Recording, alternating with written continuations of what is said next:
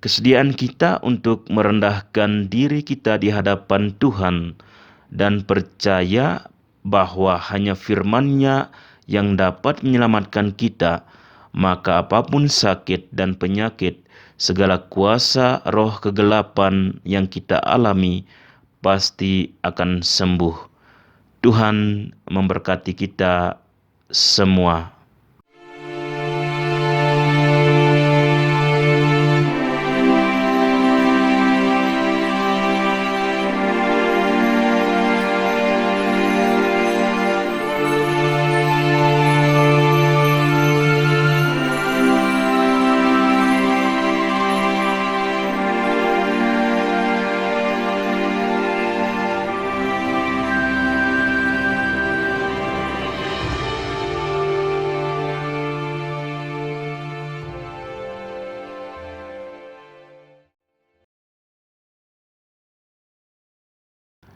Selamat pagi, saudara dan saudariku yang terkasih di dalam Tuhan kita Yesus Kristus.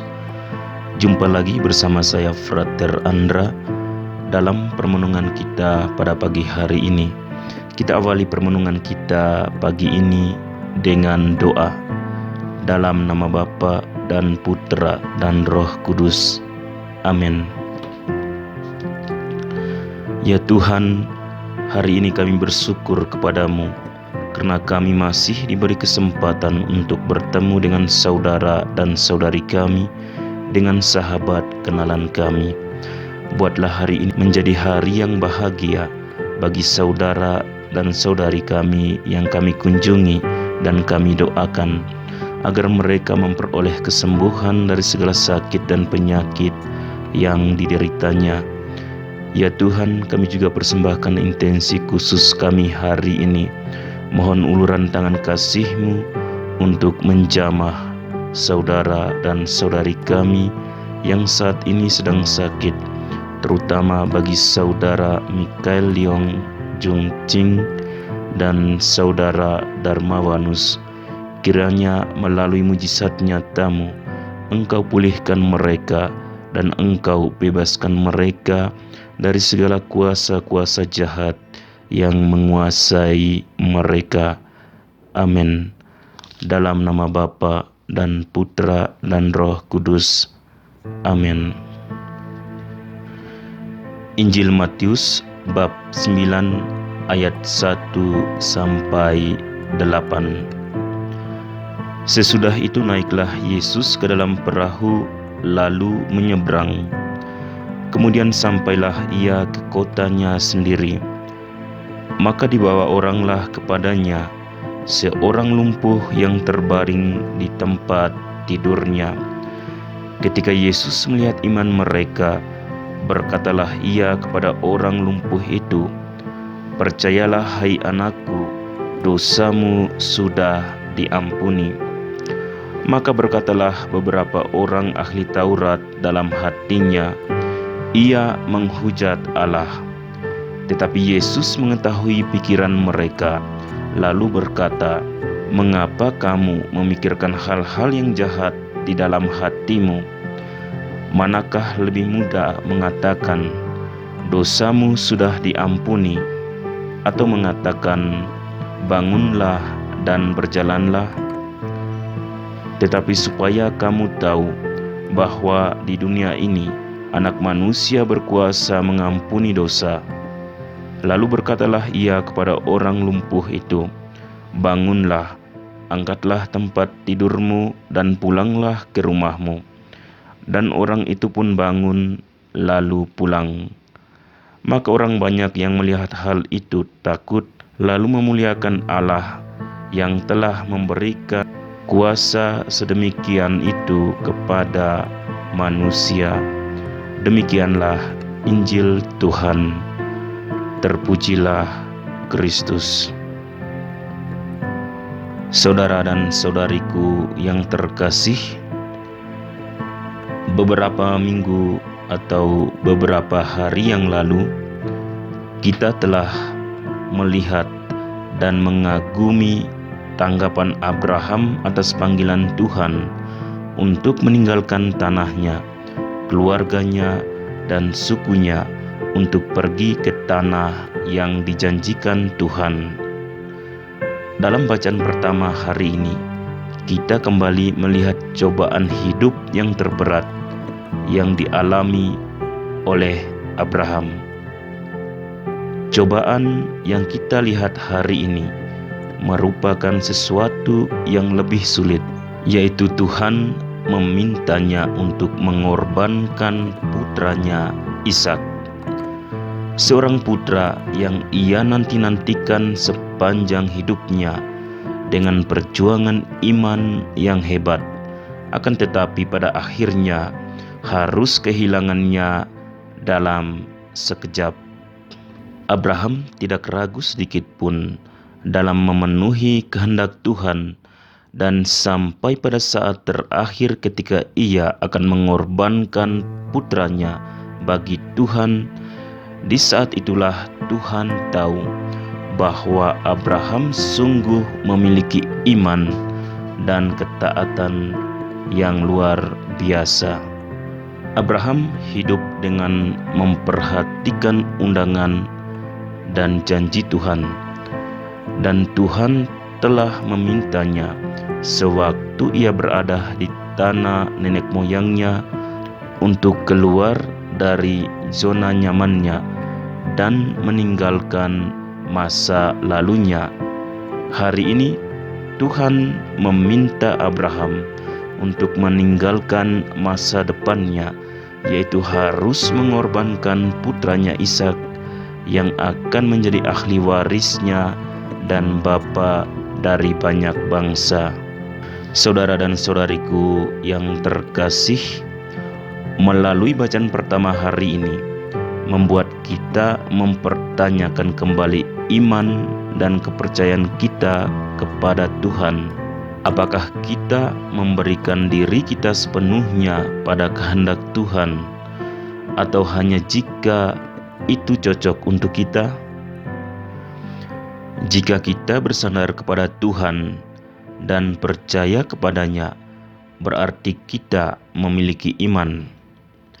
Kita menyerahkan diri sepenuhnya kepada Tuhan, dan apa yang kita miliki dan rasakan adalah kehendak-Nya.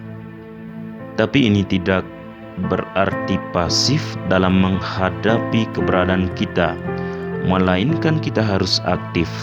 Kita harus percaya bahwa Tuhan akan membantu kita bertindak setiap saat, dan apa yang terjadi pada kita adalah yang terbaik yang Tuhan sediakan bagi kita.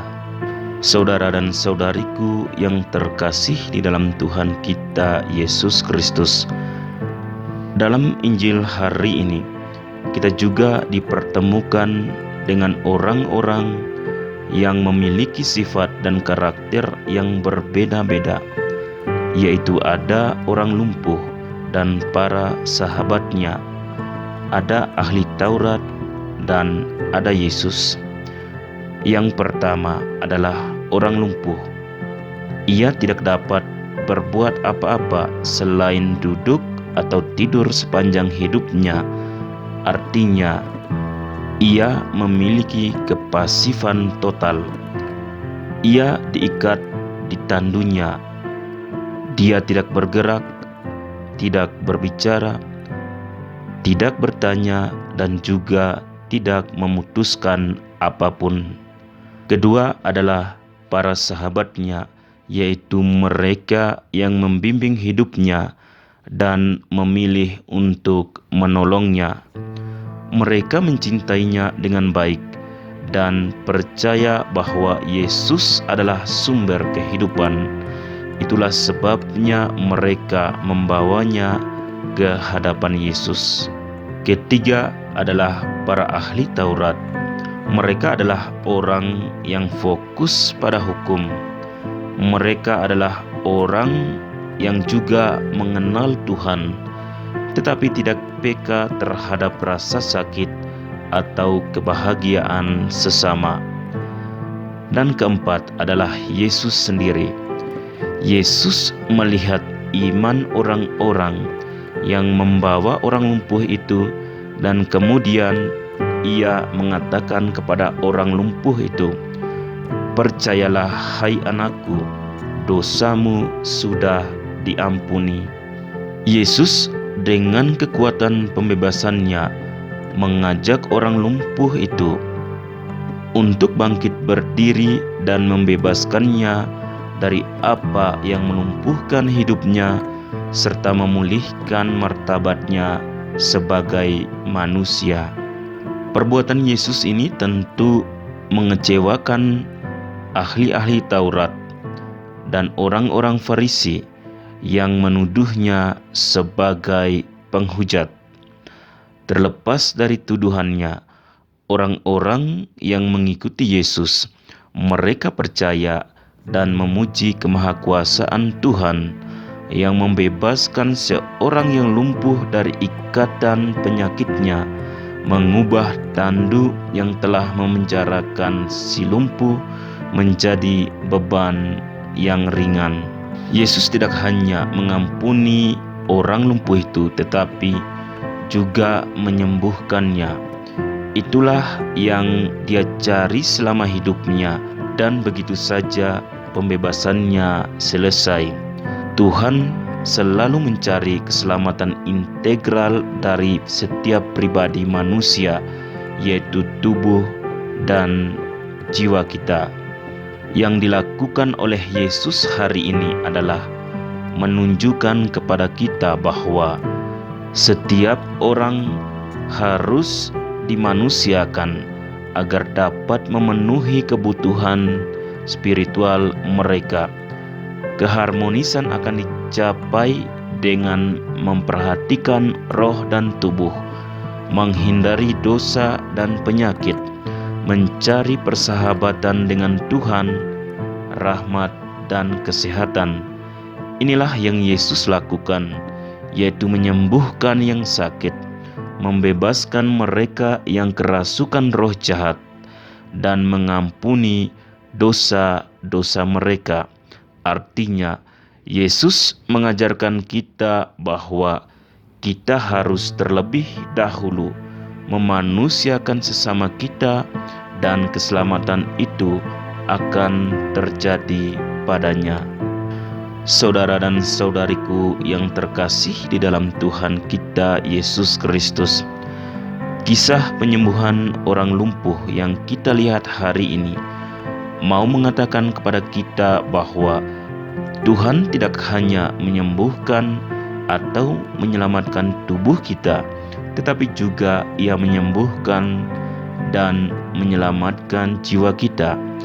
Kesediaan kita untuk merendahkan diri kita di hadapan-Nya dan percaya bahwa hanya firman-Nya yang dapat menyelamatkan kita, maka apapun sakit dan penyakit, kuasa-kuasa roh jahat yang kita alami pasti akan sembuh. Tuhan memberkati kita semua. Amin. Marilah berdoa.